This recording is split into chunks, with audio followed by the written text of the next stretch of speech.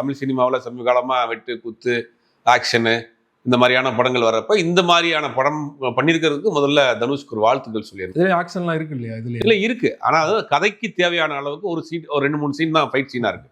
மீதியிலும் கதையினுடைய மெயின் பேஸே வந்து ஒரு ஒரு உணர்வுகளை மையப்படுத்தி தான் அதை வந்து சொல்லியிருக்காரு. கதைன்னு பார்க்குறப்ப தனுஷ் வந்து ஒரு ஹோட்டலில், பெரிய 5 ஸ்டார் ஹோட்டலில் வெளிநாட்டில் வேலை செய்கிறாரு.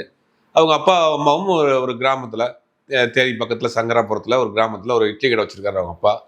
அந்த இட்லி கடையை வந்து அவர் அந்த தொழிலை வந்து ரொம்ப மானசீகமாக நடத்துகிறார். எல்லா ஊருக்கும் ஒரு ஐடென்டிட்டி இருக்கும்.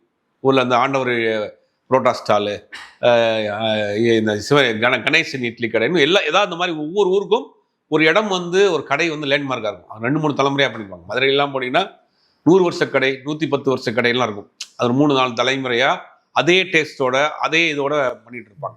அப்படி இந்த ஊருக்கு ஒரு அடையாளமாக இருக்குல்ல, அது மாதிரி அந்த ஊரினுடைய அடையாளமாக அந்த அவங்களுடைய அப்பாவுடைய இட்லி கடை இருக்குது. இவர் வெளிநாட்டுக்கு வேலைக்காக போகிறாரு. ஒரு கட்டத்தில் அவங்க அப்பா இறந்துடுறாரு. அவங்க அப்பா இறந்ததுக்கு இங்கே வர்றாரு. வந்து பார்க்குறப்ப அவங்க அப்பாவுடைய தொழிலை செய்ய வேண்டிய ஒரு கட்டாயத்துக்கு ஆறாரு. அவங்க அம்மாவும் இறந்துடுறாங்க. அதனால் அவங்களுடைய அப்பா அம்மாவுடைய கனவை அந்த கடையை ரன் பண்ணக்கூடிய வேலையை